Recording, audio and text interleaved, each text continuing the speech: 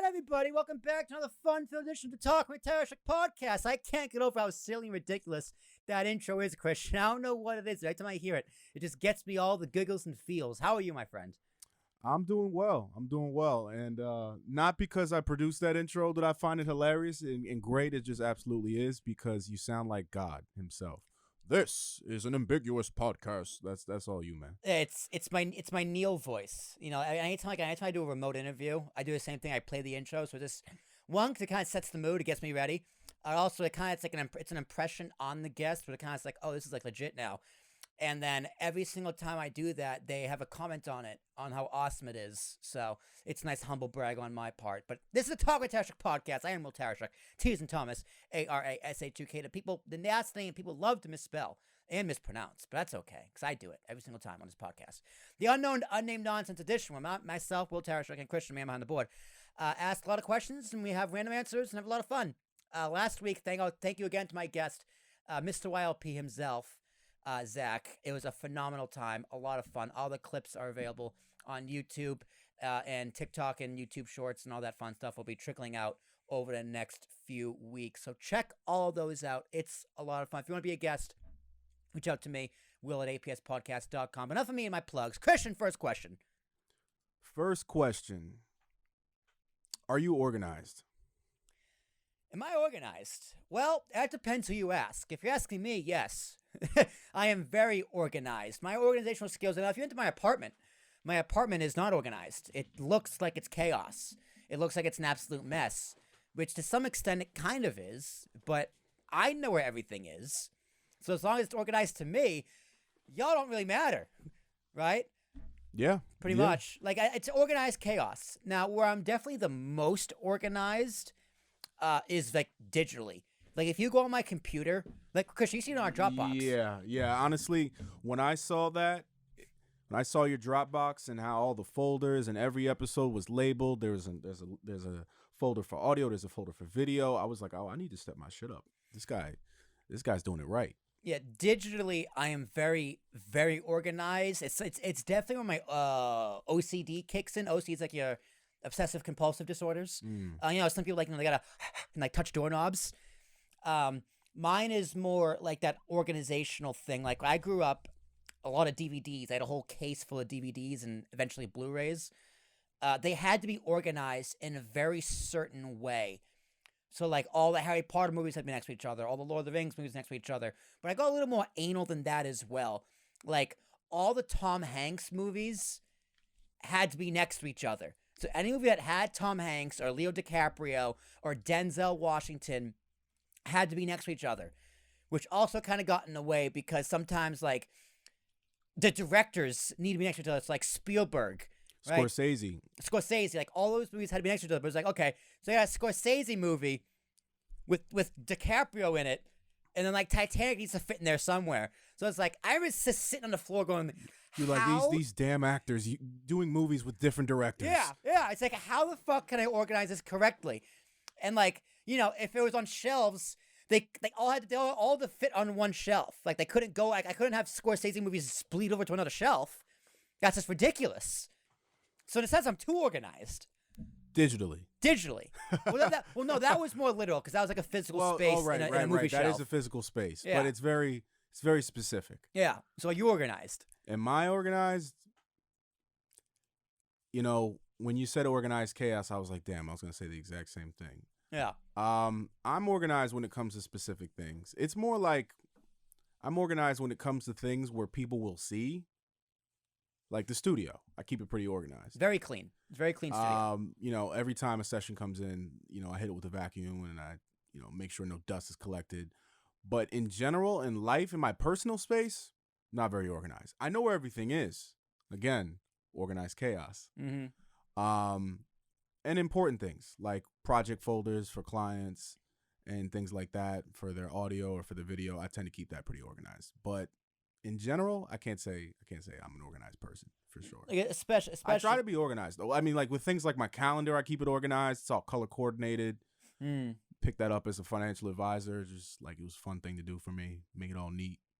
You know, that type of thing. Calendars are interesting because the key to an organized calendar is just keep it basic, right? Like my calendar, at home, I have my Gmail, my regular Gmail calendar, which is a lot of my work stuff because I do all my production from home, and I'm not on the company's VPN because it's my own computer. Right. So like if there's all my shit's on Zoom, so all the calendar invites come in through Zoom. So that's on one calendar. But I also have my APS calendar, my Will APS calendar, which is a lot of it's like, I schedule podcasts or meetings or, what have you. And in the future, that's going to be very more disorganized. But I like how Google does it, because Google also does a great job of keeping me organized, where it's like the calendars, it's two separate calendars, but they're next to each other. You know what I mean? So it's like, it's columns. And if I click on Jared's calendar or the info at calendar. You said Google does that. Google does that automatically. Yeah, Outlook used to do that. My current Outlook just blends the calendars. I used to like that more until Google just changed it up on me, and it really threw me off. It might be because, like, when I did have it that way, it was a work edition of Outlook. Yeah. No, you're right, because Outlook does do that. Because on my company laptop, the calendar is so disorganized because it's not just my calendar. It's the production calendar. It's the broadcast calendar. It's the events team calendar. It's the holiday calendar. And it's just like, there's so much shit on that calendar that I'm not involved with. Like, a company's IPOing, why is this on my calendar? But it is. Because, it is. So it's just like, a calendar it's needs important to be... you if you want it to be important to you. Yeah, I mean, it's important to know. It's like, okay, I can't buy this stock for a little bit, or whatever. So an organized calendar is very, very important. It's just sometimes it's out of your control. Like Outlook, completely out of your control. Google took an adjustment period because it's like I liked having everything on one calendar because it was longer, right? The events took up the whole screen. Now it's like, okay, now it's in kind of segments and blocks, but you got used to it. It's like, oh, this is actually much more organized. Right. Like a physical calendar, I can't imagine how people like back in like the 80s or the 90s or 2000s like had daily planners like remember in like elementary school they give a calendar, like a notebook. Oh, I know tons of people who still do that.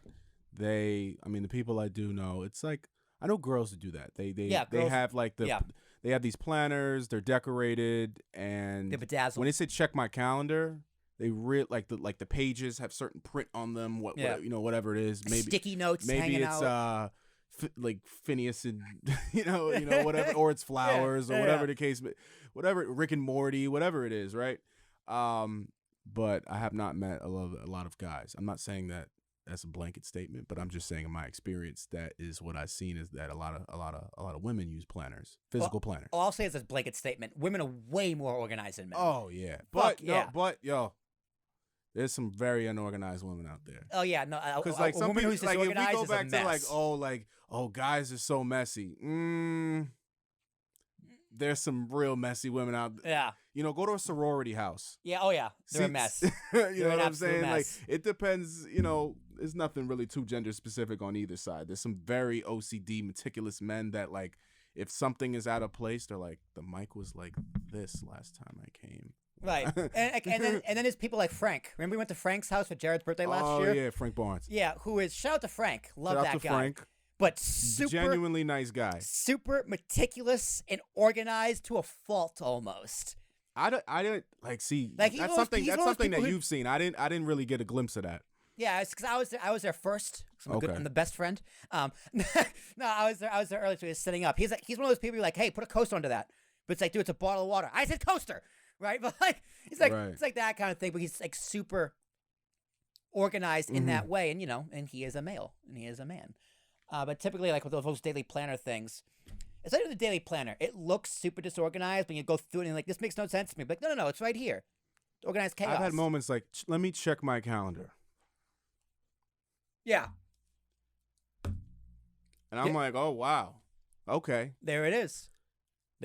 I'm like, okay, maybe my life would be better if I did this too. Dude, sometimes nothing. But the thing is, I don't do physical planner. I'll put it on my my digital calendar. Yeah, I like the digital much better because it's easier to organize. And it's always accessible. Yeah. In this world that we live in. Like if someone's just like, hey, I need I need a link to like in Dropbox. I need a link to this Dropbox video. All I need is the date. Just give me the date and like a YouTube link, and I'll find it in minutes because I'm very, very organized. Right. So there's a question on here that I'm very confused about. Oh, ask it. Let's go. Are you mad? Are you mad that Adele lost weight? I don't know why this question is on here. Because people are fucking mad that Adele lost weight. That's why. They're mad. People are mad. They're legitimately upset that Adele has lost weight and bettered herself. And like, and so here's the. So is it like I liked her better when she was overweight? Yes, generally yes. There's fucking assholes out there who liked Adele better when she was fat because they are also fucking fat, and it gives them credence and it gives them an excuse for being fat. She was one of us. Yeah, you were one of us. We lost one. You represented us, and now you're thin and bettered yourself. We lost one. It's like, listen. If you like Adele now because she's thin, you're also an asshole. But if you like her music more because she's thin, then you're definitely you're an asshole. But if same voice. Yeah, but if you dislike Adele because she lost weight, you're a bigger fucking asshole because your asshole is also fucking larger. This makes me very mad. It makes me mad that people are mad that Adele lost weight. Their asshole changed in size. Yeah, like Adele lost weight and her asshole became smaller because she lost weight. I don't know if that's how it works. I'm not a biologist. It might. I mean, your genitalia doesn't grow or decrease in size. No, but all right. So if you're overweight, right, you're pushing out heavier loads. I mean, so it's got to expand a little bit. I'll accept this for the comedy, but okay. So pull the picture of Adele before and after, because let me say, I've never been a massive fan of Adele. I've always said let's do Adele. She has a phenomenal voice, always tremendous voice, deserves every bit of success. But the fact that she was fat and now she is no longer fat, never cared. I only started caring when Adele had to write an article. Oh, wow, man. Yeah, pull it up. This is insane. Yeah, look at her. She looks phenomenal on the right. She looks great. She looks pretty good on the left, though. Like, honestly, that's not her at her worst on the left. Like, okay. she was big. And it's not like people shamed her into losing weight. She made the conscious effort on herself to go, listen, I am unhealthy. I want to lose weight. And she did. Like this is a pretty big deal. Yeah, that's significant. You know what the response is to Adele losing weight? You go, girl. Good for you. Women empowerment. Absolutely. Not just. Oh my God, Adele! Like, what happened? You were one of us. Just stuffing your fucking face with Funyuns. God. You're pretty amped up about this. Yeah, I am. It's ridiculous. I saw a Yahoo News article that Adele felt bad that her decision angered and upset so many of her fans. Oh, this is a real thing. This is a real thing. And I'm like, I just want to go, like, listen, Bubby. That's real. It's sad. That's sad it's stuff, sad. man. It's that's like sad stuff. You feel You're like, bad. I wasn't motivated to lose weight as long as Adele was fat because she's great. Yeah. Yeah. She's great. So she made it okay. She made it okay to be unhealthy. Because, like, if we take, the physical aesthetic out of the equation, it's really about health. Yes. You made it okay to be overweight, obese, whatever you want to call it. Bottom line, unhealthy. Yes. And they're like, oh, I don't have an excuse anymore because Adele lost. That opens up a whole other thing that pisses me off. That, like, the way that people worship celebrities to the extent where someone gaining or losing weight or changing their hair or getting plastic surgery actually affects the decisions you make on your day-to-day lives. Yeah. That's like a whole nother thing. Like, I would love to speak to someone who is upset that Adele lost weight and be like, why? Why? Why? Why are you upset? And listen, I know I'm bashing on fat people. And listen. You haven't seen Bill Burr's thing on fat people? I'm sure I have. He's like, he says that, we live in a world now where you're not, he's like, I know, I'm not supposed to make fun of fat people. He's like, but why not? Why not?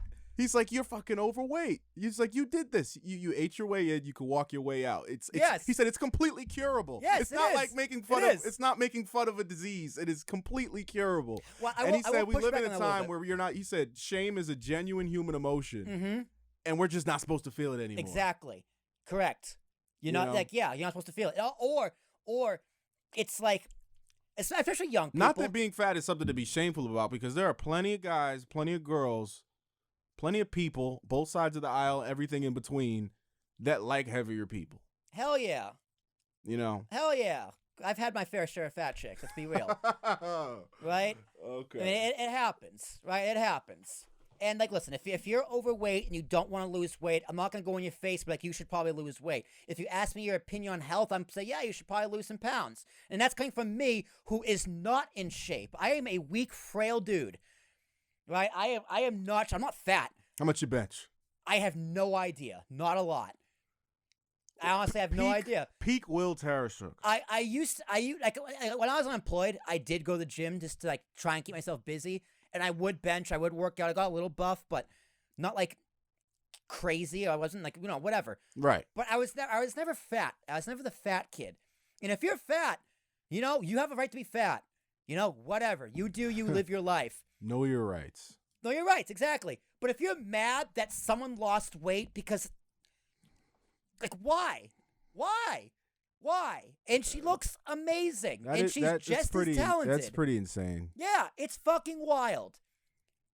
And I like honestly, dude, this is a thing, because fat shaming works, depending who you're shaming, right? And it's never as skinny shaming does exist, but it's not nearly on the same level. Well, dude, I think honestly, because I talk about this a lot with certain people, I think ultra thin people are way more disgusting than ultra fat people, because they look way more unhealthy, and they probably are way more unhealthy. Right, because it's like extremely fat people. It just with extremely skinny people, like anorexic type of thing. Yeah. You look like your body is shutting down. Yeah. Which there is an argument to be made that the same thing is happening for extremely fat people. I'm talking about those shows where people weigh 600, 700, 800 pounds and can't get out of bed. Yeah. That ain't good either. And there are some people out there who do have a genuine disorder. Thyroid issues. Yeah, like family history. Right. Those people do exist, but even if they do lose weight, it's very, very hard. Eating can be addiction. I don't want to discredit those people. Definitely an addiction. And how hard they work, but do you see to all the people who don't believe that, give up your favorite food. Yeah. It's hard. Losing your weight. favorite snack, your favorite dessert, your favorite. Let's say if you're a burger fanatic, stop eating burgers for try to do it for a month. Yeah, it's very hard. Like losing weight is hard. It's difficult. And that's the reason, because people can't change their eating habits. Well, it's dude, like people. That's one of the big reasons. Aside from the genetics and certain illnesses that you might have, the hardest part, the reason why people cannot lose weight, because the way I look at it is that losing weight, and I've done it. I've lost 50 pounds, 60 pounds before. And the reason why I was able to do it in like 3 months, like literally 3 months, people thought I was like, are you okay? Are you sick? Oh, yeah. No, me too. It's like, no, I was eating like a disgusting person every single day, and I just started eating healthy, and the pounds just fell off. Yeah. But I think losing weight is arguably 70-30, 60-40 diet on the high part. Oh, definitely. Yeah, yes. 60% diet or 70% diet even in some cases. And it depends on where you're starting. If you're eating like a disgusting person like I was, and then just basically 1,000 calorie drop every single day, then it's gonna happen quickly for you. But it's hard to stick to. Diet and exercise. It's so important, and I need better both of them. Right? Like I need to eat more. To be honest, I don't eat enough. I know we talked about eating schedules a few weeks ago, but I definitely need to eat more and exercise way more. Like I do a lot of walking around Hoboken. Like I had my buddy over the other night to watch the home run derby, and like I live on a 5th floor walk up, and he's like, I don't know how you do this every day. I go, dude, like I walk. He's like, first of all, he lives like downtown, like on 3rd Street. I live on 12th. He's like, I had to walk up here and then 5 flights of stairs. That's like hard.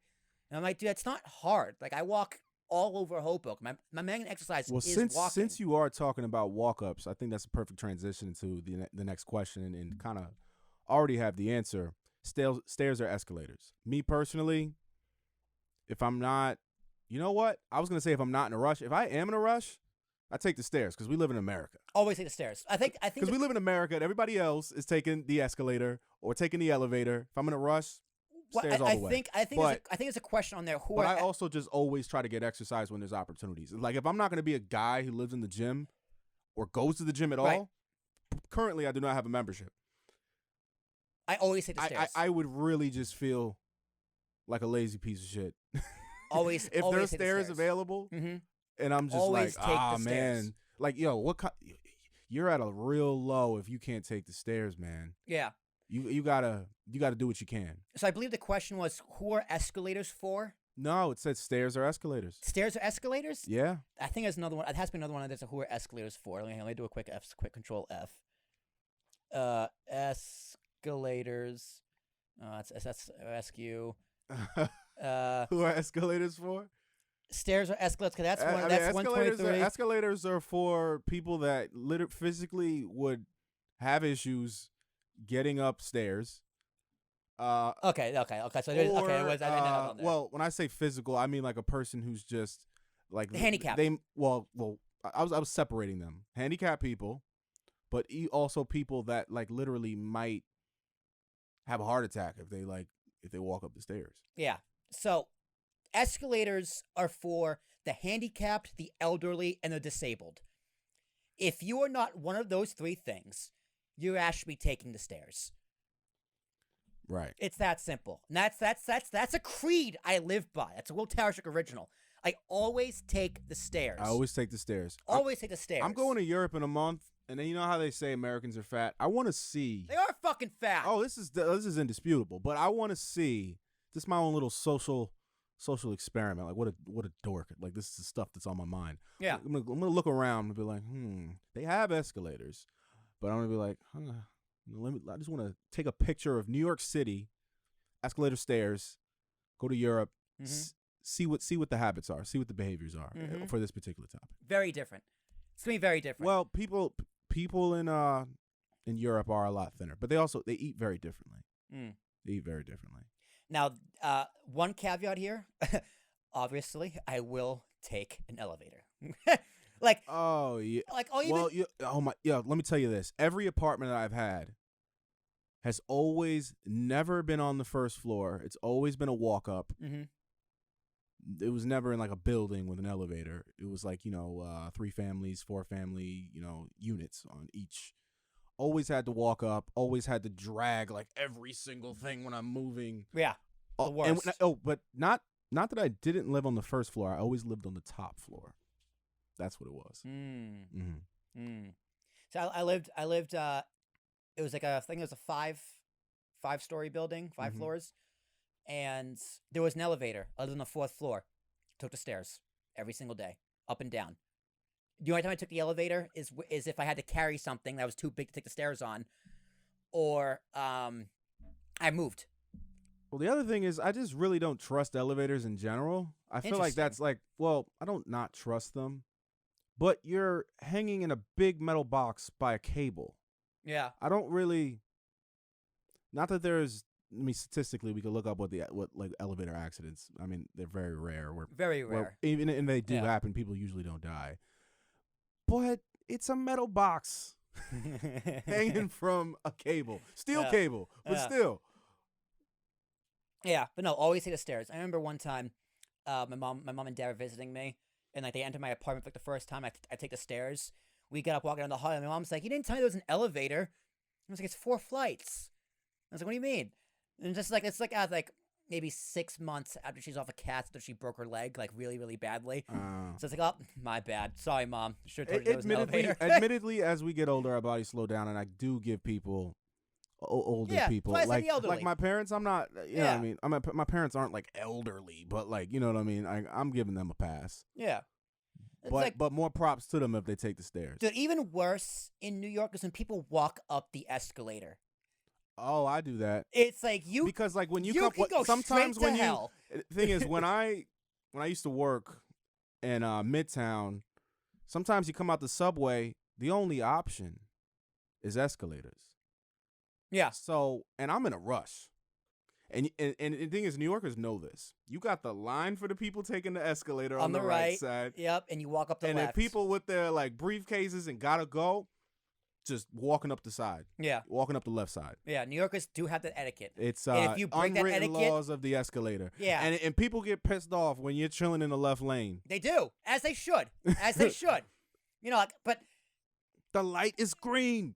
But it's just like if you can walk up the stairs, like there's been some times, like, you know, like there's that rush of like this in the subway, and there's a big group of people running down the stairs. I'll still walk up the stairs and fuck their day up. I don't care. It's you're saying you'll walk when you say if they're in a rush? Yeah, like you're like the guy going going 20.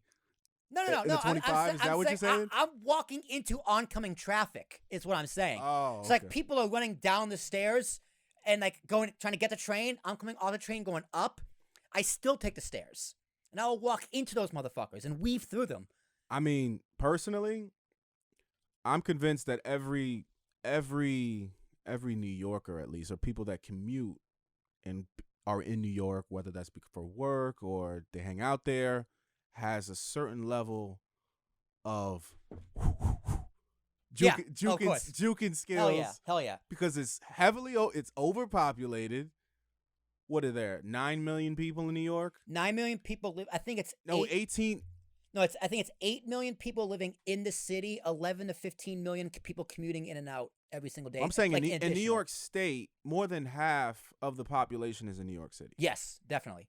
So you got to be able to move out the way and be able to navigate. Yeah. Every person, regardless of age. It's like dodging raindrops, man. I mean, but the stairs and escalators thing, dude, that goes back to fat people. And like I really do have a bone to pick. I really do have a bone to pick with fat people. Like I do. And like my point on fat shaming. Fat shaming does work. It just has to be the right person. Right? Like if it's your best friend, right? I have a perfect example. And you fat shame someone, like, you know, you in here with my cousin Michael, right? And he lost a shit ton of weight. Yeah, he's a little overweight, but I wouldn't. He's not like a fat guy compared to what he was. You know, he's not like compared to what he was. He lost a lot of weight, and when he was big, I remember I fat shamed him a little bit because I love him and I want him to be better. And every time I see him now, I make sure to tell him how great he looks. Right. It works both ways. Keep him going. Exactly. Keep him going. It's like if I'm fat shaming you, it's because I want you to be better. I want you to be healthier. I want you to live long. I want you in my life longer. But you gotta know your audience, right? There's other fat people in my life. It's just like I just don't love you enough. And that's just the honest truth. It's like you're really fat, but I don't care to have that argument with you. Like I don't care that you're really fat, right? It's like that sounds bad. Like we're a great friend, great guy, but it's just like, man, I just don't care to fat shame you because I don't think it's gonna get anywhere, and two, it's just like whatever. I think the most effective fat shaming, but it does work. Is coming from other formerly fat people. Explain. So, there's two people, not going to name their names. One of them was large, big, huge, even. And their family. The second person is family with the huge person. Mm-hmm. Now, the second one, she got pretty big too. Not huge, but pretty big. But the first one, the huge one, so messed up. I'm calling them huge and like slightly. But anyway, lost tons of weight, like 100 pounds. And like 10, 12, 15 years older than the other, and is looking at the one who's just starting to get big, and it's like, yo, fat shaming a little bit, get it together. But the message isn't the same coming from a skinny person calling somebody fat. It's from a person who was fat. Yeah. And it still is a little it still is a little bit overweight, but is on that journey and is further along. Yeah. So I think the message. This is like the other question I think last week. What's more important, the message or the messenger? Yeah, the messenger. In that case, definitely the messenger. Definitely the messenger, for sure. Yeah, and I think this country has a big problem with weight and health in general, right? Because now it's just like I understand the idea and the sentiment behind body positivity. It's ironic. It's all ironic. Really is ironic. The way that unhealthy, not in recent times, but the way that unhealthy eating is so embedded in the quote unquote American culture, but what's also equally embedded in the culture is perpetuating the perfect body images in the media. It's like, it's very ironic. And it's like, yo, we eat like, this is like, culturally, this is kind of how we're eating. Like, think about stereotypical New York. It's like halal, big hot dog with like relish. Halal guys, you know what I'm saying? Like big old hot dog with like relish and all the accents, onions packed on. You know what I'm saying? Caked on. Like, this is the type of stuff that like we're used to culturally. But then look at the ads. And I'm saying not so much in recent time, because now there are like body positive things with plus size models and things like this. And some of them look great. Yeah. There was one, I forget what it was, who it was. She wasn't big enough for me to remember her name, but, you know, she was on the cover, I think, of Vogue or some, like, girly magazine or whatever. Right. And people, particularly on the right, were saying, you know, like, this is disgusting, you know, this isn't good for health and yada, yada, yada. I took a look at the picture, I'm like, yo, she looks fine as hell. Like, she looks really attractive, because she wasn't even fat. She was full. She looked like an actual fucking woman. Right. Like, she looked like a real person. Right. Right? It's like, not a teenager. fat shaming can go too far, to the point where it's just like, no. Well, it's also is she big? I mean, huge, subjectively, maybe. It's a huge cultural thing. Yeah. But like, this woman in particular, she looked amazing. Was she like a typical model? No. But she looked healthy. She looked very healthy. Like, the whole like big is beautiful thing makes me sick, because like, I mean, yeah, beauty's in the eye of the beholder, sure. But you know what's beautiful? Healthy. Healthy is beautiful. If you're healthy, you're fucking sexy. Yeah, I mean, that kind of, there's so much gray area, especially with like culturally, of what is fat, what is big, what is overweight. Well, you know, normally some guys I hang out with, there'll be a girl that is, you know, or you know, a guy or a girl that is of a certain weight, and I'm like, oh, she's attractive, and it's like, oh, she's kind of fat. Well, see, normally Christian, because we got all these things. We got chubby, we got thick. You know what I'm saying? Full. I like we the word got full. thick with 2 C's. We got full. We got, like, I guess obese. I don't know, but there's a lot of gray area. Yeah, it's a spectrum, and that's what it comes down to, like the subjectiveness of it all. Of like, oh, you think that's normal. I think that's kind of, or you know, you think that's normal. I think that's kind of fat, or I think that's normal. That's kind of skinny. Well, but it all depends on who you're talking to. That leads into our next question, because Christian, typically, person who would decide those is called a doctor. So the next question is, what makes a good doctor? What makes a good doctor? Hold on. I'm cutting to you. Ask the question. I normally do this. So next question, what makes a good doctor? Now, I've had plenty of doctors. I have my own health issues. And most of my doctors throughout my life have been phenomenal, whether it's physical, mental, whatever. But I'm going to go with physical here. Going on the weight analogy. The past few times I went to the doctors, this is in New York City. They're great doctors. I'm not going to get me wrong. They take very good care of me. However, they have asked permission to weigh me. Ask permission. They ask permission. Is it okay if we take your weight? See. And to me, I find that problematic. Very problematic. So problematic. If I'm doing a physical and I'm like, tell the doctor, like, all right, you can check everything out, but my left elbow's off limits.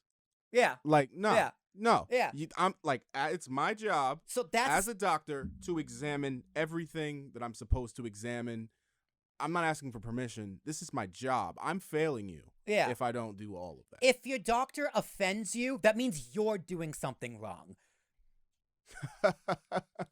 Like a doctor, I want my doctor to offend me, and sometimes I kind of call my doctor on a bullshit. So for example, I got Crohn's, right? Mm-hmm. And Crohn's is an intestinal disease where I can't eat certain things because my intestines can't digest them properly. So like nuts, skin of fruit, seeds, like anything with high fiber, granola. So as long as I don't eat those things, I'm pretty much in remission. So I ask my doctor all the time, what can I eat? Right? What should I be eating? What should I not eat? Right. And she tells me all the time, well, as long as you're not having symptoms, you can eat whatever you want. So then I gotta go, okay, what will give me symptoms? Because it's like, Crohn's is a tough disease because it's chronic and there's no really cure or really, like there's treatments and it's gotten better, but there's no like set treatment because it's tough. It's an underfunded disease to study because it's not really deadly.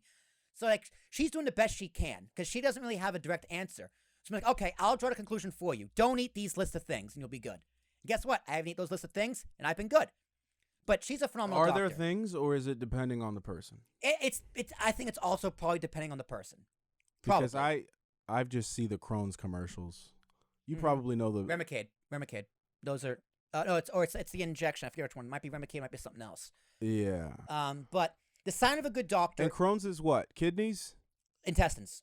Oh, yeah. Okay. So the sign of a good doctor is one who is authoritative and tells you what to do. Like I went and saw and good at breaking things down. Yeah. A doctor shouldn't ask permission. A doctor, like, okay, I'm not going to go as far as and say that doctor needs like sales skills, but not in the sense of selling the idea to you, but in the sense of taking sometimes complex ideas and breaking it down for the everyday person who might not be in the know because obviously they didn't spend, 10 years in school after, 10 to 15 years in school learning all the things that they knew medically. Right. And it's being able to break things down into something simple, understandable, and digestible. Especially with weight, too. Mm-hmm. Because, like, again, me, for example, I went to the doctor, and they asked me to take my weight, and I went, yes, please, take my weight. Absolutely. Because I need to know what my weight is, because weight is a direct factor towards health in a lot of instances. So they take my weight, and she goes, oh, wow, you've lost like 10 pounds in the past year or so. And I go, well, that's good to know. Good. What if I said, no, you can't weigh me? Now I need to come back and go, okay, I need to make a life adjustment. And a good doctor would be like, okay, you need a life adjustment. When I was in high school, I was very underweight. They put me on protein shakes, right, to get my weight up because that's important towards health. Nowadays, I don't know how it is in other parts of the country, but in New York, if you're asking permission to take someone's weight and they say no, why did you go to the doctor? It's like, you know what? It's like trying to avoid bad news. Exactly. It's like, you know what? I'm not really trying to hear that right now. Just tell me the positive things. Right. So Can you just tell me the positive things. Like, if you gonna have to tell me some bad stuff if I get on the scale right now. Right. Right. Like they had to do an examination and they had to go, like, is it okay if you like pull your pants down so we can examine you? I go, no. Well, how the fuck are you gonna examine me, doctor? Bro, like, we got the zipper. We could right? It's just like, should I take pictures and you can look at them? Like, we got the zipper thing. It's like, dude, you're a dermatologist. I'm here for like a skin. You gotta check my skin. That's a question my we gotta ass ask. is part of my skin. Like, check for moles that might be cancerous. It runs my family. Like, don't ask me permission to check my fucking skin. It's do your fucking job. It's like, god damn, it's ridiculous. You're a bad doctor. Maybe it's rhetorical. It's like, but thing is, when you ask a question like that and the person takes it seriously and then they give you the wrong answer, it just gets real awkward. Yeah. You'd be like, can we take a look at this thing? Like most people are gonna go, oh yeah, sure. Whatever. Yeah. Right? Yeah. Right. But it was like, then the doctor's sitting there like, well, it's gonna get real awkward real quick. Yeah. Don't ask rhetorical questions. Like, say next, we're going to. Yeah, exactly.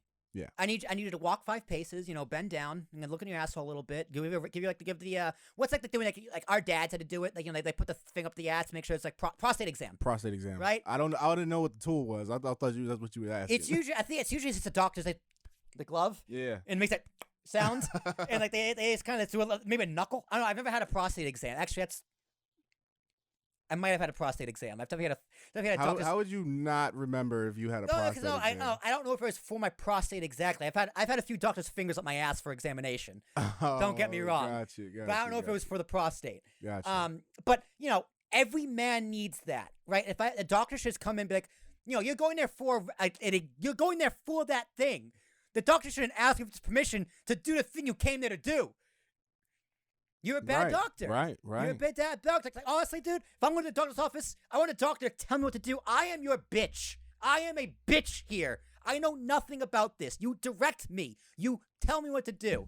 Oh, I want to do another question. This is a funny one. I did not even see this.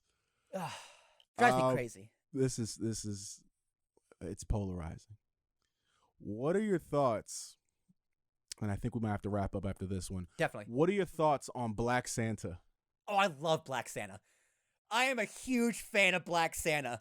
Black Santa? Dude, not even that. I've had very rare, well, obviously, this is America, and, it's been drilled into the minds of everyone that, Santa's a white man with a white beard. Well, I haven't seen a lot of Black Santa. I'm gonna keep it 100. Oh man, I've seen plenty of Black Santas. I've seen him in Friday and Black Santa. Have you seen Friday After Next or any of the Friday series? No. Oh, I will just tell you this: Black Santa was in the ghetto. It was in the hood. Bad neighborhood. Black Santa was robbing houses. He wasn't bringing gifts. He was breaking into the houses with like the Santa bag and taking everybody else. He was taking presents out, not putting presents in. But I don't know. I'm kind of dude. I've been brainwashed because ever since I was young, it was White Santa. Well, we don't even call him White Santa. It's just Santa. Saint Nicholas. The origins of Saint Nick, Santa Claus, and Christmas is Sinterklaas, right? And like the Netherlands and then Germany, with like the Christmas trees actually came from Germany, right? You can fact check me on that. I'm pretty sure, but the folklore in the history of the origins of Santa is that he was just some white European dude, right, who gave gifts. So is Santa white? I mean, technically, but also Santa's not real, so he can be whatever the fuck you want him to be.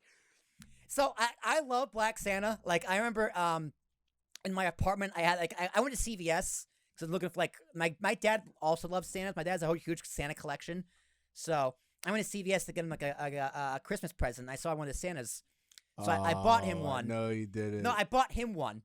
A regular Santa. Oh, I thought you bought your dad a black. No, I bought a Black Santa for myself. So it was a little statue I had at my apartment. Dude, the irony is, I took it home, and I sneezed or something, and I dropped the bag, like the CVS bag, and it broke. You broke Black Santa? No, I broke the base of Black Santa. So I came on a little base. He still had legs. It still had legs and his feet. So I had to position him up against the wall on my dresser. So I could still stand him up, but the base broke. So yeah, I had Black Santa and I broke him. The next year for Christmas, I got my dad a Black Santa. Oh, that's great. So what I love Black Santa. I'm saying Black Santa a lot here, I know, but I love that people hate Black Santa even more. Like if you get upset at someone owning a Black Santa, I think you're a fucking moron, dumber than people who got mad at Adele and dumber than people who take the escalator. And slightly racist that it bothers you that much. A little bit. I'd say it's technically racist.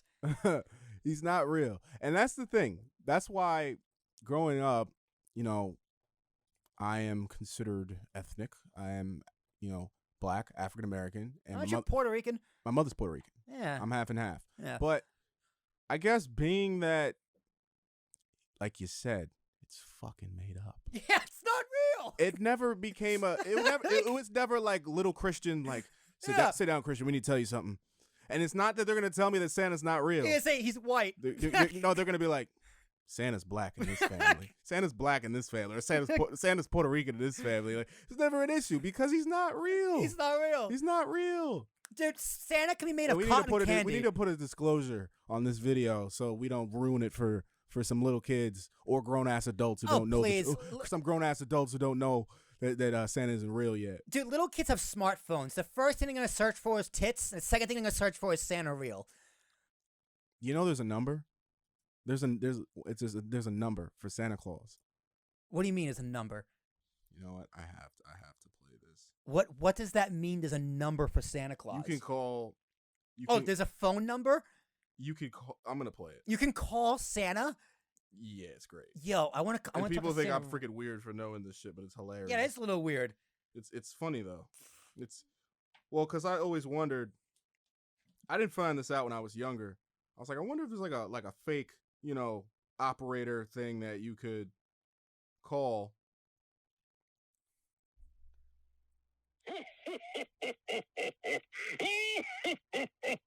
Merry Christmas!